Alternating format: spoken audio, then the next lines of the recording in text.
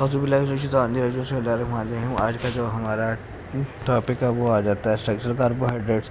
Structural carbohydrates last videos में हमने ये पढ़ा था कि कार्बोहाइड्रेट्स के बारे में पढ़ा था और उसकी इम्पोर्टेंस के बारे में पढ़ा था, और आज हम उसी चीज़ को कार्बोहाइड्रेट्स को डिवाइड करते हैं दो क्लासिफिकेशन में। एक आ जाता है स्ट्रक्चरल कार्बोहाइड्रेट्स और एक आ जाता है नॉन स्ट्रक्चरल कार्बोहाइड्रेट्स।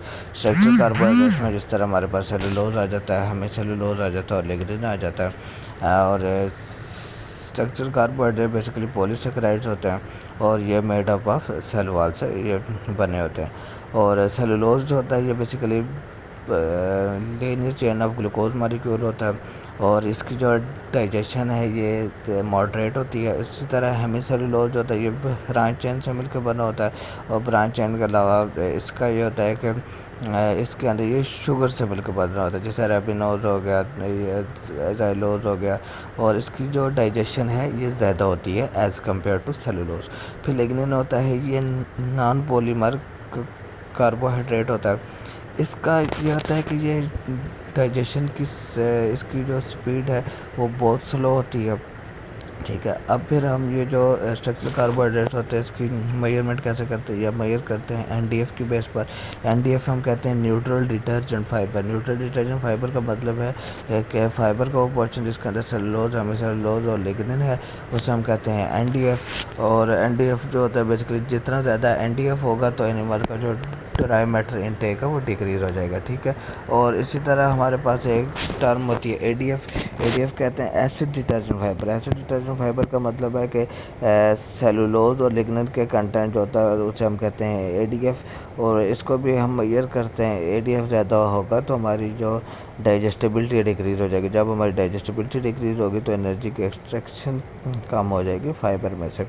एनडीएफ का वैसे मेन जो होता है वो 28 से 34% तक होता है, और एडीएफ जो होता है ये 19 से 25% के दरमियान होता है।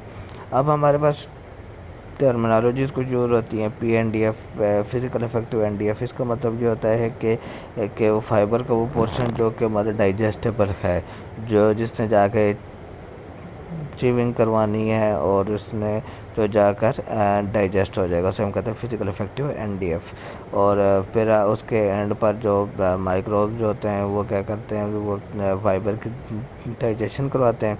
डाइजेशन करवा कर वो वोलेटाइल फैटी एसिड की प्रोडक्शन होती है, और वोलेटाइल फैटी एसिड में हमारे पास एसीटेट आ जाता है, प्रोपेनेट आ जाता है, ब्यूटारेट आ जाता है। एसीटेट जो होता है मिल्क फैट की सिंथेसिस करवाता है।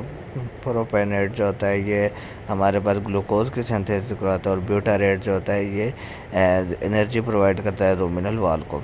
फिर इसी तरह एक और टर्मिनोलॉजी यहाँ पर यूज़ होगी एडीएल। इसे हम कहते हैं एसिड डिटर्जेंट लिग्निन। मतलब जो सिर्फ लिग्निन के कंटेंट जो फीड के अंदर उसे हम मेजर करते हैं। मतलब इससे हमें ये पता चलता है ना कि हमने डाइजेशन किस हिसाब से करवानी है, ठीक है। जैसे कि हमारे पास अगर हम एडीएल का कंटेंट ज़्यादा करेंगे तो हमारी जो डाइजेशन है वो डिक्रीज़ हो जाएगी। इसी तरह फिर होता है पोटेंशियल डाइजेस्टिबल एनडीएफ, पीडीएनडीएफ। इसका मतलब ये होता है कि एनडीएफ का वो पोर्शन जो कि रूमन के अंदर जाकर रूमन माइक्रोब्स के द्वारा जाकर डाइजेस्ट हो जाएगा, और उसे हम कहते हैं पोटेंशियल डाइजेस्टिबल एनडीएफ। और ये इसमें हमारे पास सेलुलोज और हेमीसेलुलोज का कंटेंट होता है। और यूएनडीएफ का मतलब होता है अनडाइजेस्टिबल एनडीएफ। मतलब एनडीएफ का वो पोर्शन जो जाकर डाइजेस्ट नहीं होगा जितने भी फर्मेंटेशन क्यों ना हो, इसे हम कहते हैं अनडाइजेस्टेबल एनडीएफ। इसमें ज़्यादा लिग्निन का कंटेंट होता है। और उसके बाद फिर फॉरेज की जो क्वालिटी होती है वो भी इफ़ेक्ट करती है। फॉरेज की क्वालिटी में अगर एक फॉरेज यंग एज है उसकी, तो यंग है तो उसके अंदर क्या होगा कि अगर वो यंग है ना तो उसके अंदर एनडीएफ का कंटेंट लो होगा। और एनडीएफ जब हमारे पास लो होगा और फिर हमारे पास आ जाता है एनडीएफ लो होगा तो उसकी डाइजेस्टिबिलिटी भी मैक्सिमम होगी, और उसका जो वहाँ से एनर्जी एक्सट्रैक्शन होगी वो भी ज़्यादा होगी, ठीक है। और इसी तरह मैच्योर फॉरेज जो होता है उसके अंदर एनडीएफ का कंटेंट ज़्यादा हो जाता है तो उसकी लिग्निन कंटेंट ज़्यादा हो जाता है, तो उसकी जो डाइजेस्टिबिलिटी है तो वो डिक्रीज़ हो जाती है। आप रिलेशनशिप देखते हैं between digestion speed versus passage rate. अब हमारे पास कोई भी फीड है, अगर उसकी डाइजेशन अगर ज़्यादा हो रही है, ज़्यादा टाइम तक वो रूमन के अंदर डाइजेस्ट हो रहा है, तो उससे एनर्जी की एक्सट्रैक्शन मैक्सिमम होगी।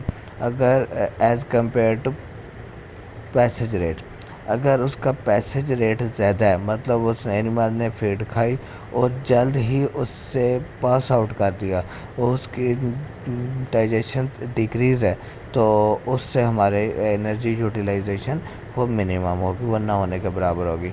इसलिए फीड के अंदर ये है कि ये सारी चीज़ें मैनेज की जाती हैं, जिसमें हमारे पास ये सारी है। जिस तरह एनडीएफ हो गया, ये हर स्टेज के अंदर डिफरेंट होता है। जिस तरह एनडीएफ जो है, ये क्लोज़अप में हम देते हैं कितने परसेंट जी, 35% देते हैं।